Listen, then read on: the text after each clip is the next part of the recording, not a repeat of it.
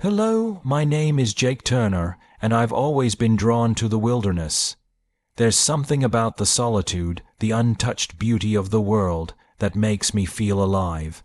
That's why I convinced my sister Dana to join me on a hike to Mount Ellison. Not the main trails. Those are for tourists, but the lesser-known paths. The ones where you feel like the forest is yours alone. We'd heard the stories, of course. Everyone in Oregon has. Strange sightings, disappearances, but to me, those were just campfire tales meant to spook city folks. Besides, I had a camera slung around my neck, ready to capture every ounce of beauty the forest had to offer. The hike started easy enough. The air was cool, the trees towering above us like silent guardians. Dana was a few steps behind me, grumbling about how we should have stuck to the marked trails. I just laughed it off. Come on, Dana, this is where the real adventure is. The deeper we went, the quieter the forest became. At first, I didn't notice it, but after a while, even I couldn't ignore the silence. No birds, no rustling leaves, just the sound of our boots crunching on the dirt. By the time we reached the ridge, the sun was starting to dip lower in the sky. The view was worth it, though a sweeping valley below bathed in golden light. I couldn't resist. I knelt down, adjusting my camera to frame the shot just right. Jake, Dana called, her voice uneasy. I don't like this place. Let's go. Just one more shot, I said, waving her off. The ridge was perfect, a photographer's dream. I was so focused on getting the right angle that I didn't notice the shadow moving in the trees. Not at first, but then I heard something. A low, guttural growl, so deep it seemed to vibrate in my chest. I froze, my finger hovering over the shutter. Slowly I looked up. At first I thought it was a trick of the light. A massive figure stood between the trees, its outline blurred by the shadows. It was tall, easily 7, maybe 8 feet, and broad with long limbs that didn't look quite right. Instinct kicked in. I raised the camera and snapped a photo. The creature flinched, almost like it didn't like the flash. And then it moved fast. I stumbled back, nearly dropping the camera. Dana, I shouted, but my voice felt swallowed by the forest. That's the last thing I remember clearly. I don't know if I ran or if it chased me. There was this overwhelming feeling of being watched, of something closing in. And then, darkness. I never thought this is where my story would end. I'm not even sure how much of it is real.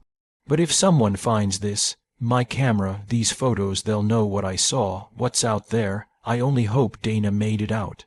If you're reading this, don't come looking for me, and whatever you do, stay away from Mount Ellison. The fire crackled softly, casting flickering light across our small campsite. I leaned back against a log, watching Emily as she carefully tied a fishing knot I'd taught her earlier. She was a quick learner, sharp just like her mother. Not bad, I said, smiling as she held up her work for inspection. You'll be out fishing me in no time. She grinned, but her excitement faded as the first howl echoed through the forest. It wasn't a wolf or coyote. This was deeper, more guttural, and seemed to vibrate in the air around us. "What was that, Grandpa?" she asked, her voice low. I kept my expression calm, not wanting to scare her. "Probably just the wind, kiddo. It gets strange out here at night." But it wasn't the wind. I knew every sound the forest could make, and this wasn't one of them. It came again, long and mournful, this time from the other side of the camp. Then another joined in, somewhere to the east. By the time the third howl rose, I couldn't hide my unease. "Get in the tent, Emily," I said firmly, loading the old rifle I'd brought along for protection. She hesitated, but the fear in my voice must have convinced her. She scrambled into the tent, zipping it up tight. I stayed outside, scanning the trees. The howls stopped, replaced by the faint rustle of underbrush. Something was moving out there, circling us. I sat by the fire until dawn, rifle in hand, my ears straining for every sound. When morning finally came, I was relieved to see Emily emerge from the tent, sleepy but safe. We found the markings soon after. Deep, jagged scratches gouged into the bark of several trees near our camp. They were too high up to be a bear's, and the pattern was deliberate, almost like symbols. Our supplies were scattered. A bag ripped open, its contents spilled across the dirt. A claw mark ran clean through a tin can like it was paper. Emily stared at the damage. Why? Died? What could have done this? I didn't answer. I didn't want to frighten her, but the truth was I didn't know. The storm hit later that afternoon. Thunder rolled through the forest, the wind bending trees almost to the ground. We huddled under a tarp I'd rigged up, waiting for the worst of it to pass. That's when we saw it. It was standing just beyond the tree line, its massive form barely visible in the rain. At first I thought it was a bear, but as the lightning flashed, I saw the shape more clearly: broad shoulders, long arms, and a face that was disturbingly human-like. Its eyes glowed faintly, a dim yellow that cut through the gloom. Emily gasped, clutching my arm. "What is that? Stay still," I whispered, raising the rifle. The creature didn't move closer. It just stood there, swaying slightly, its head tilting as if it was studying us. There was no growl, no aggressive posture, but its sheer size and presence were enough to freeze me in place. I fired a shot into the air, hoping to scare it off. The crack of the rifle echoed through the forest, and the creature flinched before retreating into the shadows. We didn't stay another night. By dawn, we were packed and heading back to the truck. When we told the locals, they laughed it off. Just a bear, they said. Storm probably spooked it. But Emily and I knew better. Later, as I unpacked our gear, I noticed Emily slipping something into her pocket. "What's that?" I asked. She hesitated, then showed me. A curved, claw-like object, smooth and black as obsidian. She'd found it near the markings on the trees. Neither of us spoke. But we didn't need to. Whatever we'd encountered at Cedar Creek wasn't a bear, and I wasn't sure if we'd scared it off, or if it had simply let us leave. I'm Laura Green, a local reporter, and I've spent my career chasing stories, but none had prepared me for Pine Hollow. The small town in Washington state had always been known for its quiet beauty, but recently rumors had been circulating about livestock mutilations, torn apart under strange circumstances. Local farmers swore they'd seen giant footprints deep in the woods. Some even whispered about Bigfoot, but no one dared say it aloud. It was perfect for me, an opportunity to break a story that would get people talking. But when I brought it up to Ben Harlow, my skeptical colleague, he was less than impressed. Bigfoot, really? Ben had scoffed, rubbing the back of his neck. "That's your angle. You're a reporter, Laura, not a conspiracy theorist." I shrugged, determined. The mutilations are real, and I'll find out what's behind them, even if it's something we can't explain. We set up camp just outside Pine Hollow, ready to spend the night on the outskirts of the forest, hoping to capture anything, that might explain the strange events. The evening passed quietly, the forest peaceful and still. Ben had fallen asleep early, despite my attempts to keep the conversation going. I stayed awake, staring into the darkness, my mind racing with possibilities. That's when I heard it, the sound of heavy footsteps, slow and deliberate, crunching through the underbrush. I froze. It wasn't a bear, it wasn't a deer. The thudding was far too heavy, the rhythm of it too human-like.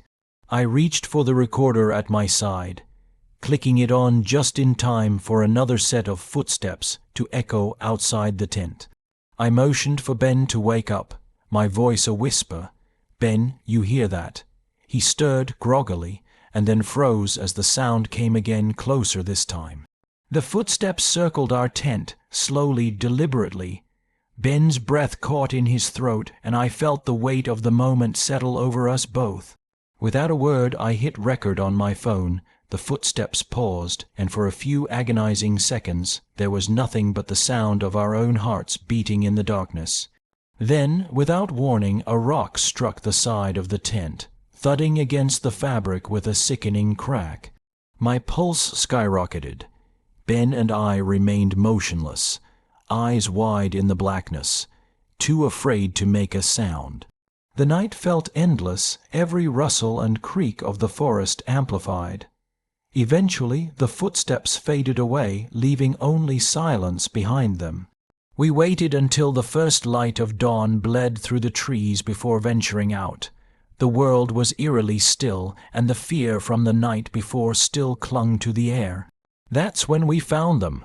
Massive footprints, deeper than any bear tracks we'd seen, leading into the woods.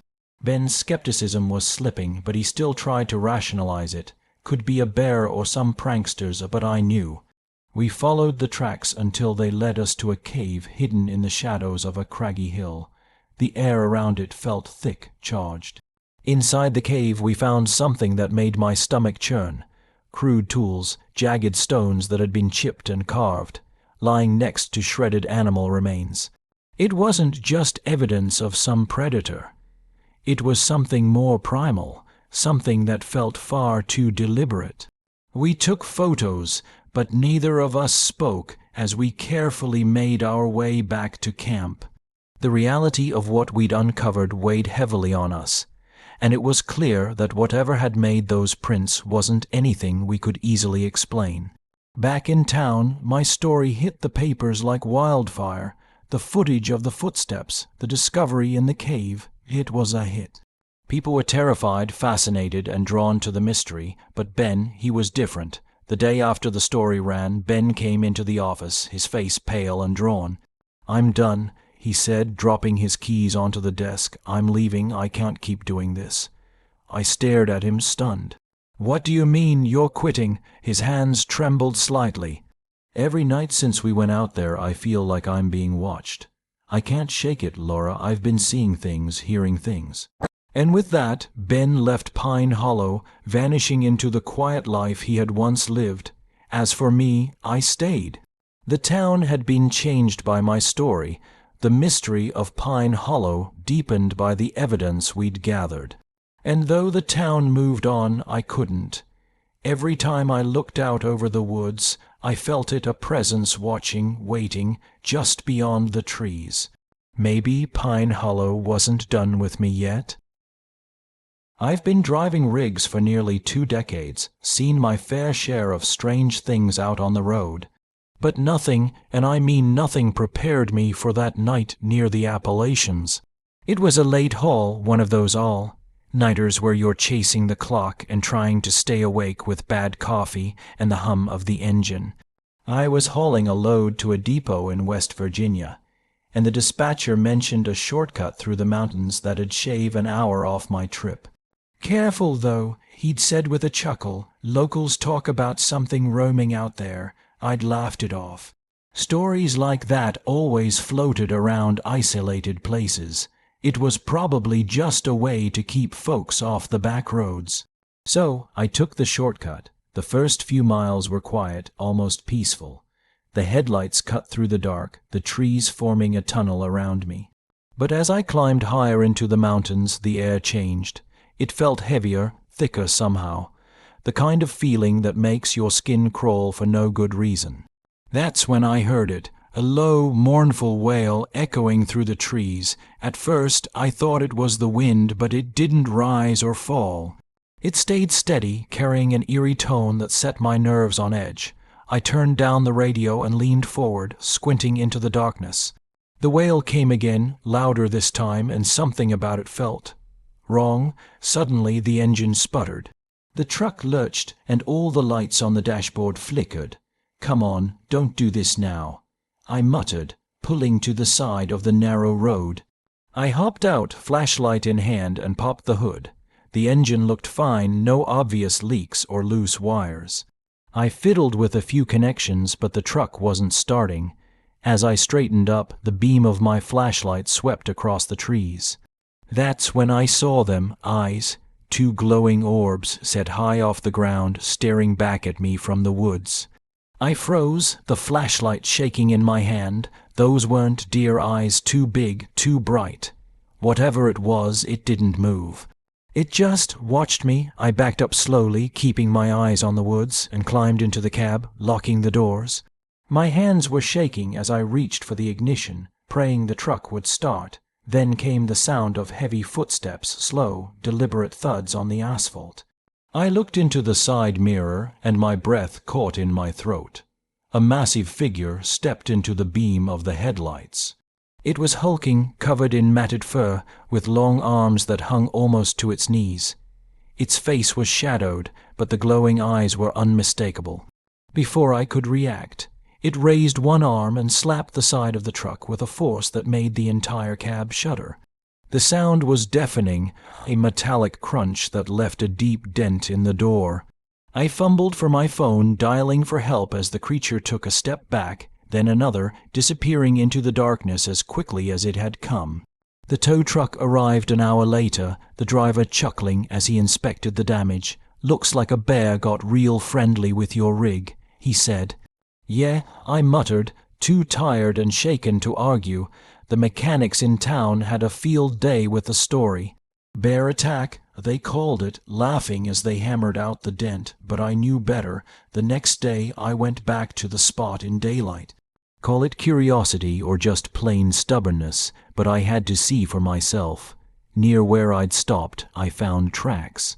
Massive footprints pressed deep into the dirt, each one easily twice the size of my boot. I made a cast of one, just to prove to myself that I wasn't crazy.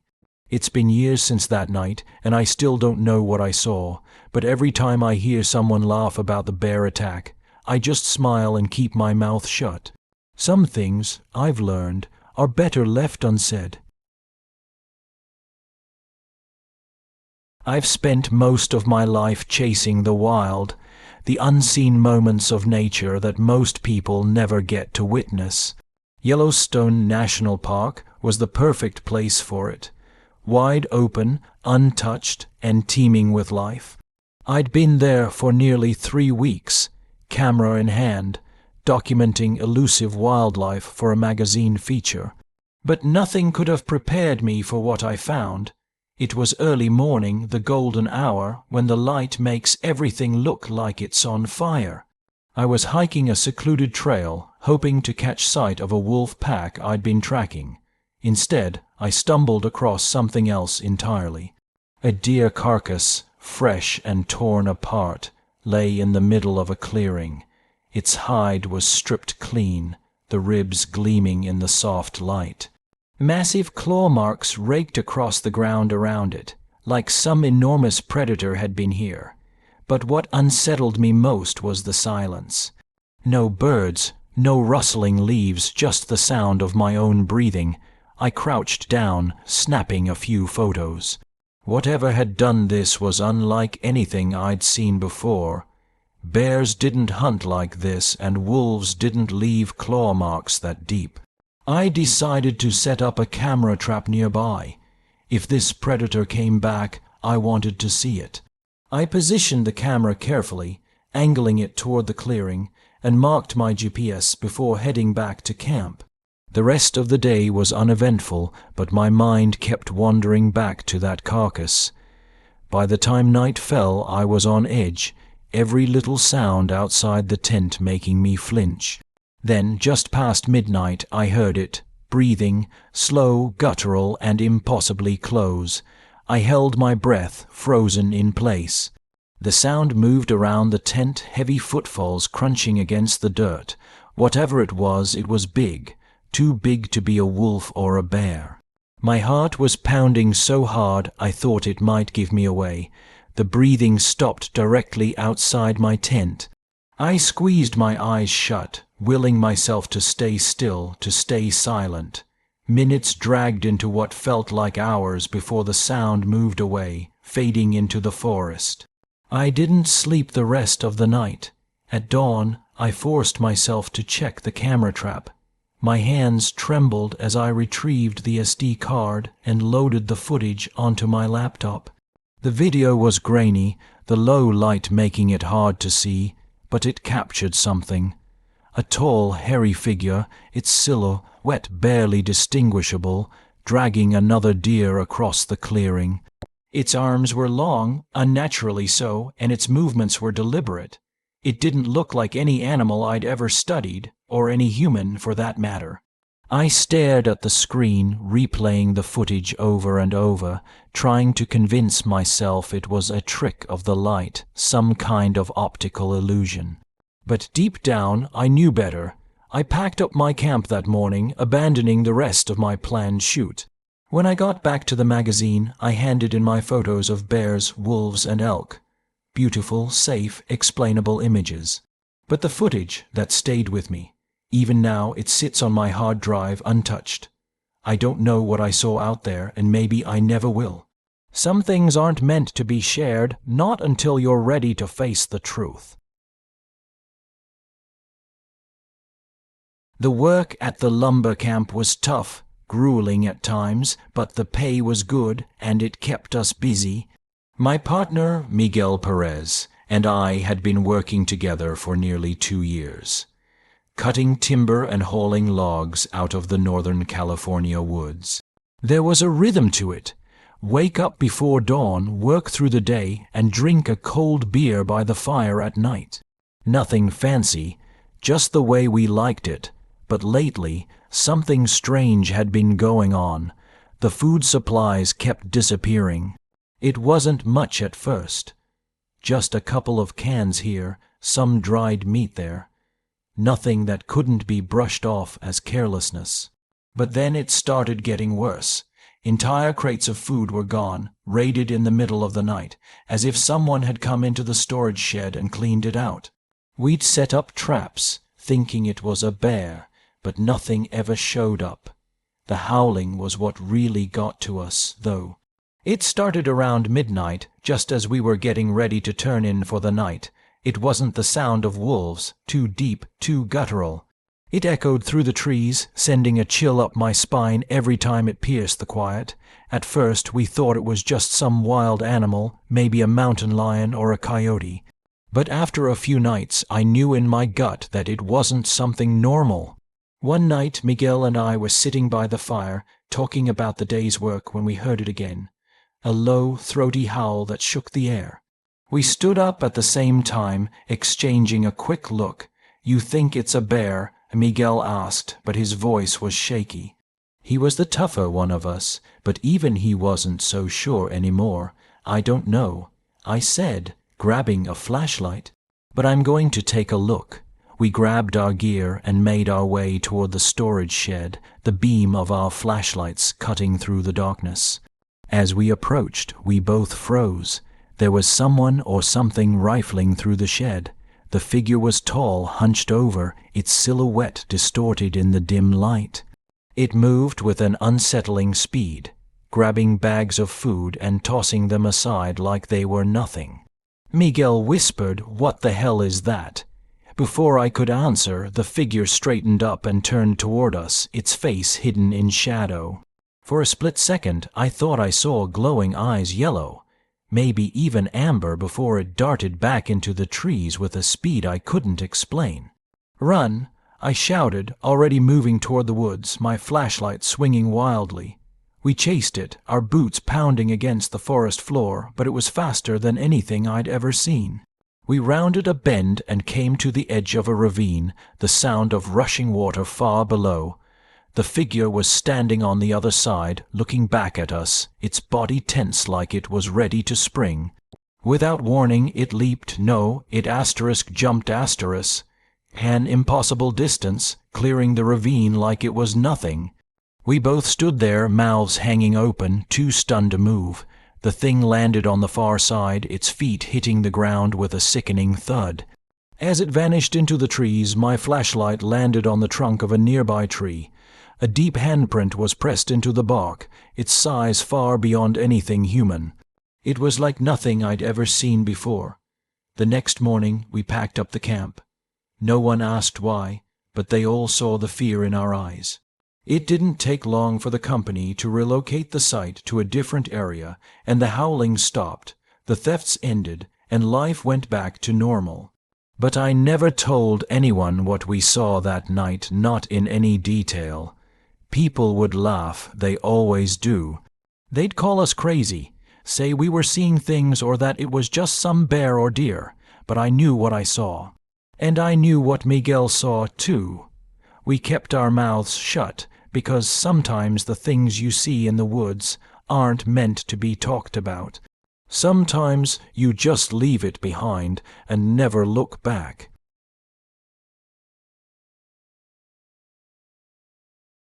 Clara and I had always shared a love for nature, and bird watching was our escape from the noise of everyday life. We'd spent countless weekends exploring forests, wetlands, and any place where we could catch a glimpse of something rare.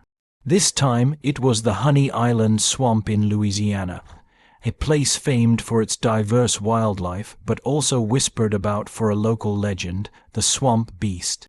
The locals would joke about it at the small diner we stopped at on our way in, telling us to be careful. Don't wander too far, they'd warn, the beast might be watching. We laughed it off, thinking it was just part of the swamp's mystique. After all, we'd heard stories like this before, and they never amounted to much. But as Clara and I trekked deeper into the swamp, setting up our cameras and scanning the canopy for the rare birds we'd come for, something didn't feel right. The air was thick with humidity, and the usual sounds of the swamp seemed off. The birds weren't singing like they should be, and there was a strange quiet in the air, like the whole place was holding its breath. We lost track of time, and before we knew it, we had wandered far from the marked trails. The dense foliage made it hard to tell where we were. We weren't exactly lost, but we were getting uncomfortable. That's when we first heard it. Heavy splashing sounds moving through the water just behind us. At first, I thought it was a large animal, maybe an alligator or a wild boar, but the splashes were too deliberate, too rhythmic. Whatever it was following us, matching our pace, staying just far enough out of sight that we couldn't catch a glimpse. "Do you hear that?" Clara whispered, her voice low and tense. I nodded, gripping my camera tightly. I couldn't shake the feeling that we weren't alone. We pushed forward, but the splashing didn't stop. It grew louder, closer, like something was moving through the reeds just out of view. Clara stopped dead in her tracks, her face draining of color. "There's something in the reeds," she whispered, pointing toward the water. I strained my eyes, trying to focus through the thick greenery. And then, just for a moment, I saw it. A figure, tall and hunched, moving through the water like it was part of the swamp itself. It was massive, its shaggy silhouette barely visible among the reeds. My heart slammed in my chest, and I grabbed Clara's arm, pulling her back toward a patch of dense brush. We crouched down, holding our breath as the splashing grew louder. The figure was getting closer, its movement jerky but purposeful. We could hear its heavy breathing, the sound of nostrils flaring as if it were sniffing the air, searching for something. Clara's hand tightened on mine, and I could feel her pulse racing. We both stayed as still as possible, barely daring to breathe. The swamp felt alive, the air thick with tension. For what felt like an eternity, the creature sniffed the air near our hiding spot, its shaggy body swaying as it moved through the water. I could hear its claws scraping against the reeds as it shifted, stepping closer and closer to where we were hiding. And then, suddenly, the sound of a boat motor echoed in the distance. The creature froze for a moment, its head jerking toward the noise. Then, with one final sniff, it turned and lumbered off into the swamp, disappearing into the thick mist. Clara and I stayed hidden for a few more minutes, listening to the fading splashes. When the sound of the boat motor finally grew distant, we slowly stood up, our legs shaky with adrenaline. We didn't say a word as we made our way back toward the trail, the silence between us thick with disbelief. We made it back to the car without further incident, but something didn't sit right with me. When we got home and went through the photos, I froze. In several of them, there were faint, shadowy shapes in the water behind us, figures moving just beneath the surface. too blurry and out of focus to make out clearly. I didn't want to believe it, but looking at those photos I knew we had been watched. Clara and I never spoke about it again. We told people we'd had a good trip, saw some amazing birds, but we kept the photos to ourselves. Some things are better left unsaid. The swamp had witnessed something, and so had we. My wife Susan and I had been needing a break for a while. The city had drained us, its noise, its pace, and the constant distraction. I, especially, was struggling to get words on paper, so when we found a remote cabin in the woods of British Columbia, we jumped at the chance.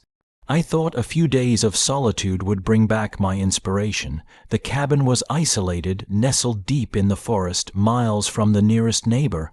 We arrived late in the afternoon, the sun slipping behind the trees as we unloaded the car. It was quiet, eerily so, but that was what we were after. Peace. The first night we sat by the fire, sipping wine, talking about everything and nothing. But as the evening wore on, an unsettling feeling crept into the back of my mind.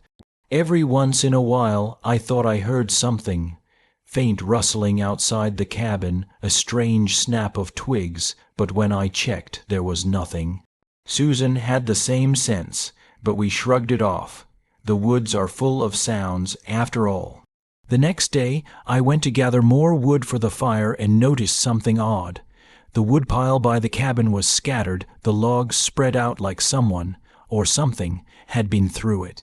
At first I thought it was just a mess from the wind, but the way the logs were thrown around felt deliberate. I shrugged it off, but when I checked the trail camera I'd set up to capture some wildlife photos, it was destroyed. The lens had been smashed, the battery pack ripped out, something or someone had gotten too close, probably a bear, Susan said, trying to calm me down. But that night the strange noises returned. We heard heavy footsteps outside the cabin, the sound of something large moving in the trees. It wasn't the usual scurrying of animals. This was purposeful. The fog rolled in by midnight, thick and cloying, like it was alive. It pressed against the cabin's windows, muffling every sound, drowning everything in white. We couldn't see more than a few feet outside, and that unnerved me. It felt like the world had closed in on us, around 2 a.m. We both awoke to a noise. This time it wasn't outside the cabin. It was right against the window. The fog had thickened to the point that it almost seemed solid, but through the mist I saw it, a massive shape, standing just outside the window. It was tall, impossibly tall, its dark form looming like a shadow cast from some other world. I could barely make out the outline, but its eyes, those eyes glowed faintly in the dim light. For a moment I froze, my breath caught in my throat, and I couldn't tear my eyes away. Susan whispered, her voice trembling, "Tom, what is that? I don't know how long we stared at that thing. It didn't move at first, just stood there watching us." And then, as if sensing our fear, it retreated into the fog, melting back into the woods. We didn't say anything for a long time. Neither of us could sleep, and the hours dragged on in tense silence. The next morning we packed up. We didn't talk much, but I could see the fear in Susan's eyes. The same fear I felt gnawing at me. Something had been watching us, something that shouldn't have been. The cabin, the woods, the fog, none of it felt safe anymore. We left before noon, not even bothering to take the time to reflect or figure out what we had seen. Whatever it was, I knew I couldn't ignore it, and so I wrote. That experience, whatever it was, found its way into my next novel. The inspiration I had been looking for came not from the quiet peace of the woods, but from the terror that had stalked us. I wrote about the thing in the fog, the shape that watched from the outside, the suffocating fear of being trapped in a place where something impossible could exist. Somewhere, deep in the woods of British Columbia, that creature still waits, and I can't shake the feeling that it's waiting for someone else to come. The Nevada desert stretched out in front of us, dry and endless, but I wasn't bothered by the heat or the isolation. I was used to it. My name's Carl Morgan, and I'm a geologist. I've spent years surveying abandoned mines, studying the earth, and analyzing every crack in the rock. I'd seen my fair share of strange things, but nothing prepared me for what I'd find in that old mine. Richie Landry, my assistant, was fresh out of college and eager to prove himself. He was full of energy, always asking questions, eager to learn. I'd warned him about the dangers of working in mines like this, but he seemed to take it all in stride. Little did we know this would be a trip neither of us would forget. We'd been hired by a company to survey an abandoned mine in the heart of Nevada. It was a gold mine that had been shut down decades ago after a series of unexplained accidents. The company wanted to see if it was worth reopening, and that's where we came in. The mine was nothing special at first, just a standard entrance with rusted equipment and old, decaying wood. But as we ventured deeper, things started to feel off. Richie noticed it first, tufts of hair, thick and dark, caught on jagged rocks near the tunnel walls. It wasn't animal fur, it was something different, almost too thick, too coarse. Maybe it's from some wild animal, Richie said, but he didn't sound convinced. I didn't either. My instinct told me that wasn't right, but we kept going deeper into the mine, hoping to find something that would explain the strange markings we'd seen in the shaft. Then we found them, the claw marks. They were deep gouges, too big for any known animal. These marks ran along the walls of the tunnel, some of them nearly 6 feet high, as if something had been moving through the mine, clawing at the rock as it went. "That's not normal," Richie said, his voice quieter now. We both felt it then. A tension in the air, a presence. It was as if the mine had been waiting for us. We didn't know what we were walking into, but something was wrong and it was close. It wasn't until we got further down the shaft that we heard it. A low, deep growl that vibrated through the ground beneath us. My heart skipped. Richie froze, looking at me, his eyes wide with fear. "Did you hear that?" he whispered. I nodded, my breath coming faster. The growl echoed again, this time closer. And then, with no warning, something unseen threw one of our heavy pieces of equipment down a tunnel. It crashed against the walls, the sound of metal scraping against rock piercing the air. We both backed up, our lights flickering wildly as we rushed toward the mine's entrance. But before we could make it, we saw it. A silhouette, massive, dark, standing in the entrance to the mine, blocking the only way out. It wasn't just tall. It was impossibly large, its body a shadow against the light that filtered in from the surface. We could see nothing but the outline, but it was clear that whatever was standing there wasn't human. I felt a cold sweat on my back, my pulse racing. I wanted to run, but the mine was crumbling around us. The walls shook, and the ground trembled as if the whole mine was about to collapse. We didn't waste any time. We bolted for the exit, adrenaline pushing us faster than I ever thought I could move. The tunnel behind us groaned, rocks falling from the ceiling as we reached the daylight. We barely made it out. When we finally got to the surface, gasping for air, I turned to Richie, but he was already looking at me, his face pale. Neither of us said anything for a long time. What had we seen? What had been down there in the dark? The authorities arrived not long after, and we gave our report, but they didn't take us seriously. They chalked it up to a cave-in, blaming the rumblings on unstable rock formations, and dismissed the claw marks as nothing more than the result of shifting earth. They told us to forget about it, but I couldn't. I still have the sample of the hair I found near the claw marks. I sent it off to a lab, hoping for some answer, but when the results came back, they told me what I already knew. It didn't match any known species. Nothing even close. I don't know what we saw down there in that mine, but I know it wasn't just a bear or a mountain lion. Whatever it was It was something else, something ancient, something hidden in the earth, and I don't think it's done with us yet.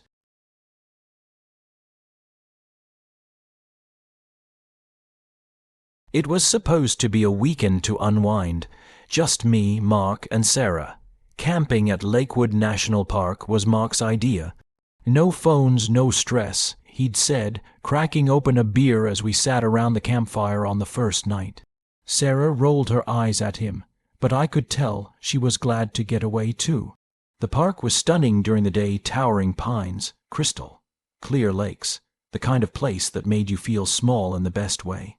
But at night the forest felt different, darker, quieter. It was the kind of quiet that pressed in on your ears, making every crack of a branch feel too loud. That's when we first heard it. 3 knocks, slow and rhythmic, like someone striking a tree with a heavy stick.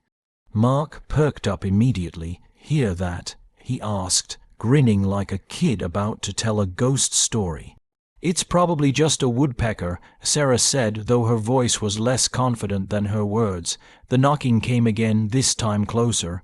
3 deliberate strikes, echoing through the trees. "That's no woodpecker," Mark said, standing up.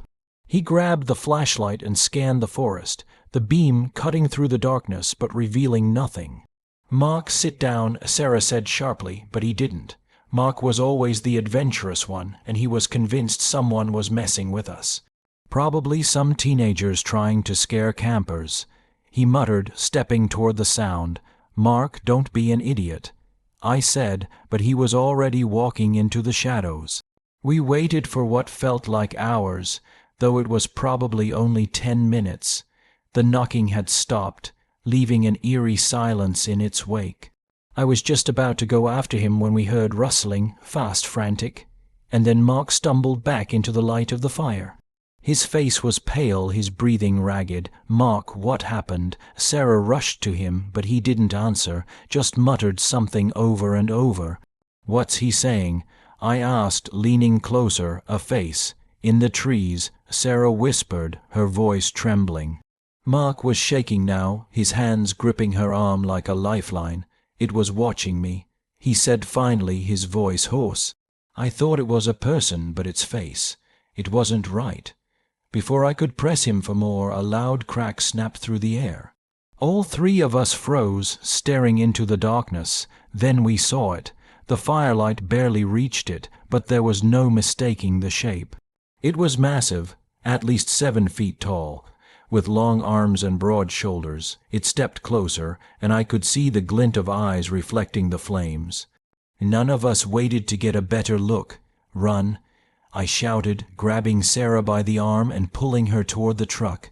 Mark followed close behind, his breath ragged as we stumbled through the dark. We didn't stop until we reached the truck, slamming the doors shut and speeding down the dirt road. No one said a word, the silence in the cab broken only by Mark's uneven breathing. The next day I went back with a search team.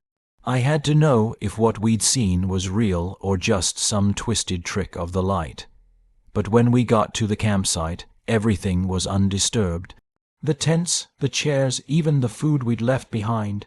It was all there, all except for the fire pit. The ashes were cold, the remnants of wood scattered, and in the dirt around it we found tracks, massive footprints, pressed deep into the ground. The ranger who led the team just shook his head. "Bear, maybe," he said, though he didn't sound convinced. I haven't been back to Lakewood since. Mark and Sarah refused to talk about it, and I can't blame them. But sometimes, late at night, I think about those knocks, that face Mark saw in the trees, and the silhouette by the fire. Whatever it wasn't a bear, and I don't think it was just watching us. I think it wanted us gone.